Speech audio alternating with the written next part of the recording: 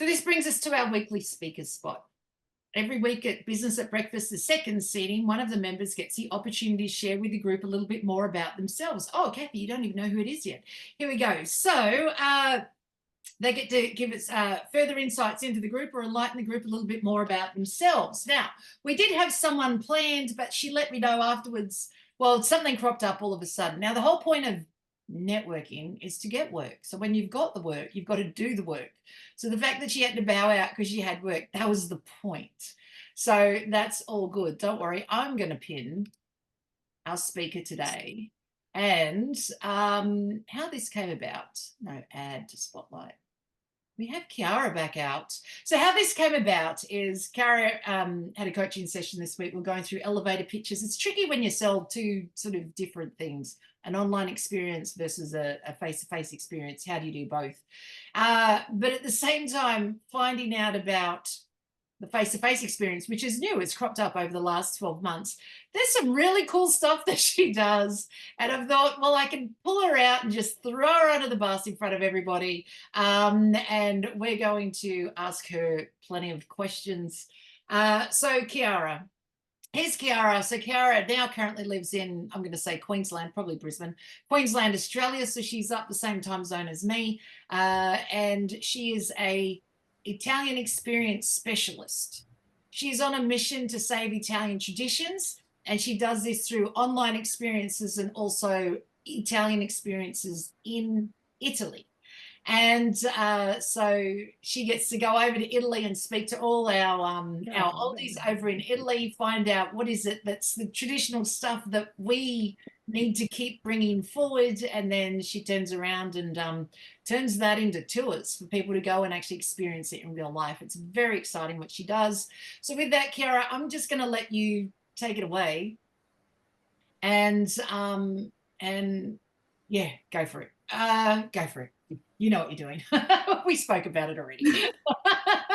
Thank you so much, Misty. Thank you for throwing me under the bus. And it's really lovely to be chatting to all of you today. So as Misty alluded to, my name's Chiara. I have a platform called Vera Italia .it. So I am an Italian experience expert on a mission to save Italian traditions. And I sell Italian experiences like being a shepherd and making cheese.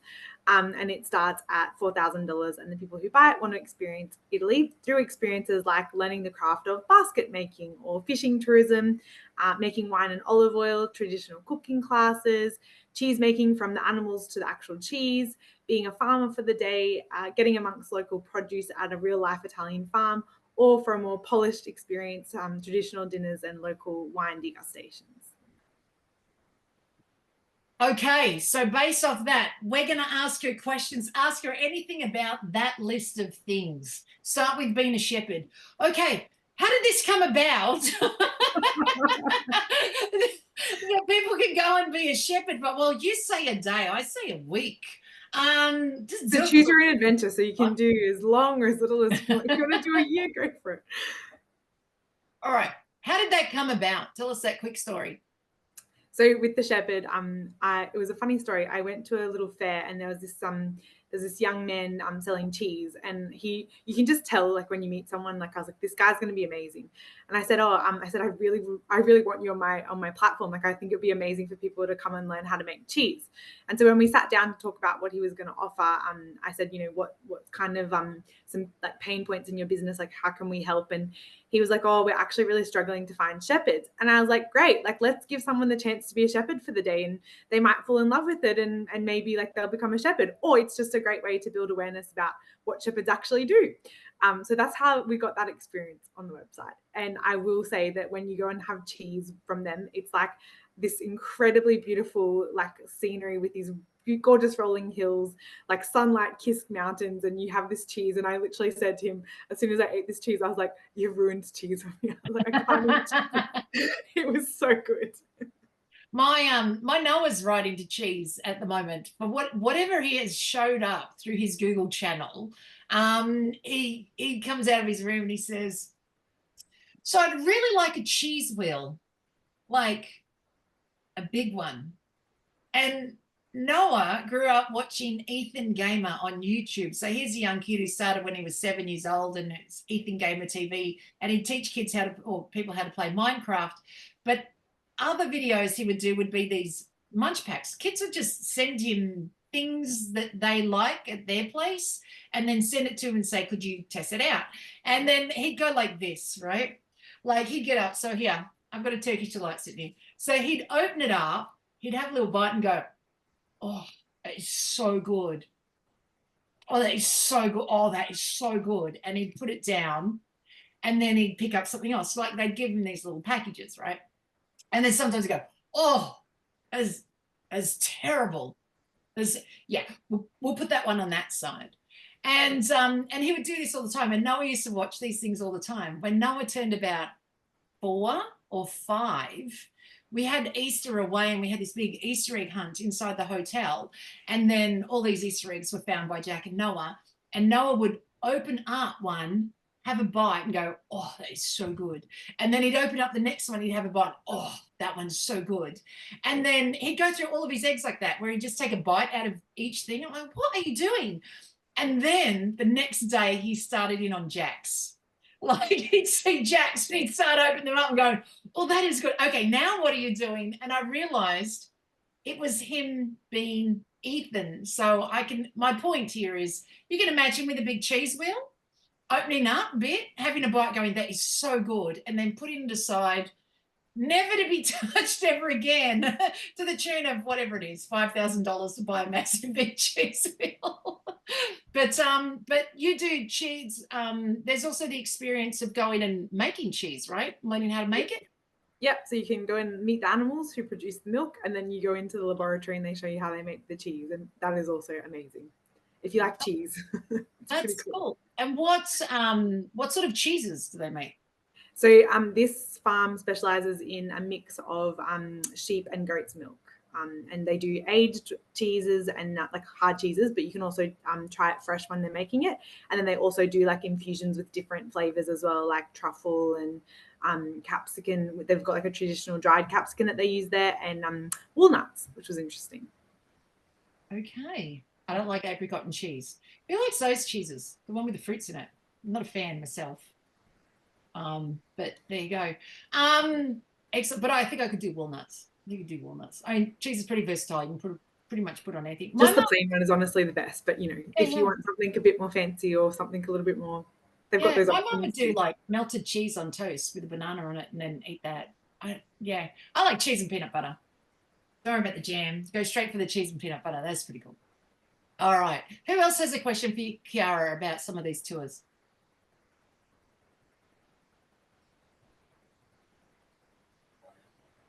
How about you give us a list again, Chiara, so that we can ask? Yeah. Chiara, hello. Where are you based and where is your Italian farm? Is it a particular one or you? Sorry? Yeah, great question. So I'm currently based in Brisbane, but I come backwards and forwards from Brisbane to, I'm starting this project in an area in Northern Calabria, which is like 5 hours south of Rome, 3 on a fast train, and about 1.5 hours from Naples. So it's Northern Calabria, and the cheese is located in a small town, which is actually, so Calabria borders a region called Basilicata, and that's where the cheese is, and it's about an hour away from the main town that we're starting in. So the main town's called Scalea, if you want to Google it. It's a beautiful town.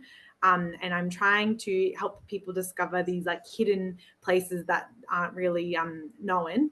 And the beauty of Scalea and the region that I'm working on is it's like your sea meets these incredible mountain ranges. And so it's quite unique. So we start in Scalea, and all of our experiences are like a 2-hour radius within that. So you can kind of do the zone well, and then eventually we'll start expanding it. But I really want people to learn about this new area. Thank you. Thank you. What were the first tours that you had that you tested out with doing this? So the way it works is like people can choose their own adventure. So basically like you go on and you can book your own experiences, create your own itinerary. But originally I did do one kind of like tour that I kind of organized just to kind of test it out. And we did grape harvesting. So you can make wine, and then you like sit down and have a big lunch. The best part about all Italian traditions are they usually consist of you work and then you all sit down and you have a big like long lunch and just eat. So it's always a lot of fun. So yeah, so that was the first one we did, was the wine making. And then we also did a couple with like cooking classes. And our chef on there, he's very passionate about making sure that you go along, you cook, and you dance. So it's a lot of fun. There's just so many surprises. I always say to everyone, I'm like, you'll see what you get offered, but I was like, just like brace yourself. Like you just have to be up for anything because there's always surprises and lots of fun. Yeah, nice. I think you did olive oil as well. Yes, we do olive oil. Yes. Yeah, you can go pick olives, learn how to do that, and then you can process them and then try the fresh olive oil. Everyone always laughs at me over in Italy because every time I try things like that, I'm like, oh my gosh, this tastes like olive oil. And they start laughing at me. And I was like, no, but you don't understand. Like in Australia, like I'm sure it's the same. And actually I can tell you from firsthand experience in America, you don't find things that actually taste like the actual thing. Like it's so different. And so they always laugh at me, but it smells like olives and it tastes like olive oil and it's just amazing. So you can't beat it. It smells like olives. Okay, so I have to say our oil doesn't smell like that. No, it's amazing. Does it have a smell? They actually have courses, and it's kind of like a sommelier for olive oil. So like they've got people that will actually say like, this is how it should taste, like this is like, you know, how it should feel, like, you know, all these kind of things. It's fascinating. Oh wow. So I buy traditional olive oil versus light olive oil. What's the difference between traditional? It's like I thought light olive oil was, you know, like less calories, but we're talking oil here. Simon was telling me it's light in color and it's light in it's to do with the, I don't know, the taste or something, I suppose, of the olives or something like that. I don't know. What is the difference? That's a great question. I'm not actually sure because the olive oil that is on the website is more about like the whole experience, and like I think it's completely different to the one you buy in the store. So it's basically like from the tree to the processing to the tasting. It's literally like olive juice basically, but like in oil form. So I'm actually not sure what the difference is. Okay, that's cool. This just made me think of in Australia, down in Mildura, so down where Neville lives, actually. They have an orange experience, like oranges, where oranges are grown. Most of our Australian oranges are grown in Mildura at an orange farm. And so you go on the tour around there. So here's a few things that I have discovered about oranges. Oranges are orange, except for summer in Australia, and they're green. And people think green oranges they're not ripe yet. But actually, it's a heat thing. Oranges turn green in summer here because it's so hot. They're protecting themselves from sun damage, so they don't turn orange. So apparently it's a sunburn thing. And so if it's a green orange in summer, it's actually ripe. Well, cool thing about olives, so green and black olives come from the same trees. It's just about how like they've been matured. Well, there you go. And here's another thing. Who remembers the Australia Cotty's cordial ads? My dad picks the fruit that goes Cotty's. Right. So that ad, where they were picking the oranges off the tree, was done at this orange farm, but they also grow avocados there as well. And it turns out that on the day when they went to do it, the avocado tree had lovely green foliage, but the orange trees did not. And so they went and got plastic oranges from the $2 shop and then stuck them all in the tree. And they were actually picking plastic oranges out of an avocado tree. There you go. Wow. Just so they could do the ad. But it was on the orange farm. So there you go. That's cool. See, I suppose those are the things you get to learn when you're on these Italian experiences. All right, I'm going to ask this question. So if the experiences start from $4,000, what does that mean? So that includes that a lot of people will have to actually travel to Italy. So that's what it includes, is the airfares and also like accommodation. But the experiences are very affordable. There's literally something for everyone, and it can start from like €12 to there's one where you can rent out a professional kitchen that costs like €1,000. You can stay in a castle as well. So it really just depends on like what your budget is, but that's where the 4,000 comes from, is usually considering that you will probably have to pay for airfares. Yep, that makes sense. So really they're in Italy. The tours themselves aren't that much. It's just the you have to be you're prepared to go to Italy, and so that's why you're sort of looking at 4,000 onwards. Is because if you're going to go on a holiday somewhere, why not Italy? Speak to Chiara and do some of these things that you would never think to do, or maybe have access to do off the, you know, the normal traditional sort of track. And the idea is you don't just do one, so hence we've kind of Yeah. offered a little bit of extra experiences. Or you can't just go and make cheese, you have to like go and have a traditional dinner or go and do some wine tasting as well. Yeah, yeah. I've always liked the idea of Sunday lunch. I saw a documentary years ago, over 20 years ago, on Italian lunches, like Sunday lunches, and you start cooking in the morning and then you eat. And I've always wanted to have Sunday lunch here. It doesn't fit in with Simon's meal plan around working out. But he's gone, you can't eat all that much food. And I've gone, no, the idea is that you eat the lunch and then you snooze it off. And then it's only dessert later on. It's not another meal. It's like, that's dessert and then go to bed. Like, then that's the end of your day. So that's always been my plan for Sundays is, you know, eat the meal at lunchtime, have dessert at 5 o'clock in the afternoon, and just, you know, sit back and watch a movie or something simple. Brenda, you've got your hand up?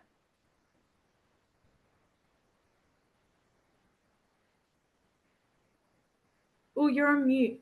You're on mute still. Can't hear you. There you go. My computer is giving me a bit of problems today. I heard you mention a castle. I have someone to introduce you to. She hosts events at castles. So Wow. she's quite often looking for different locations in different countries and like really broad explorations. So she might be really interested in a castle in Italy. If you would like to do a one-to-one with me so I can get to know you a little bit better, then I can do an introduction for you to her. That sounds great. Thank you, Brenda. That would be awesome. It's really cool. It's like, because when people think castle, they think fairy tale, and it is very much like a fairy tale castle, but inside it's actually an old, historically like a military castle. So it's like it wasn't like for a royal family. It was used for military purposes, which is so cool in itself. But it's all decked out as if it was like a royal family's castle. So pretty cool. A lot of history. Thank you. Yeah. Yeah. I love it. I love it. So does it have like meeting space in it? Like could people do meetings in it and everything? Yeah. There's like a main kind of dining room. It's very like Knights of the Round Table style, but it's like rectangle. That's the only difference. But they actually have this like terrace that overlooks the sea, and it's spectacular. So I would have my every meeting out there because it's just incredible. Fabulous. Yeah, let's do a call. Sounds great. Thank you. Excellent. Any more questions? Who wants to come to Italy? Yeah, I do. I'm up. I would love that. Thank you so much, Chiara. That's great to hear more about those Italian experiences, and give us something to think about travel-wise. God, where's Diane when you need her? Just need a slope keeper and off you go. Take your pillow, you're good to go. Shepherding, you might need that. I don't know. Do they sleep outside under the trees, or do they have a little hut? What do they do? Oh, I think like the shepherd would live in like they're like a little home. But that's a good question. If you go for a week, I'm sure they would probably put you up in like a cute little B&B there. But yeah, usually we offer like a day experience because it's not forever, and you might do a day and be like, I'm out. Nice. Who's ever thought of walking the Camino di Santiago? Right. So that's the way from it's a pilgrim walk from France down to the bottom of Spain, right? And there's a movie, it's called The Way. Where did I find it? Binge? Netflix? I don't know. It's on one of those. Binge, Stan, or I don't think it's Netflix. Binge or Stan is The Way. And it's a Martin Sheen movie. And he walks, it's a dad who walks the Camino di Santiago.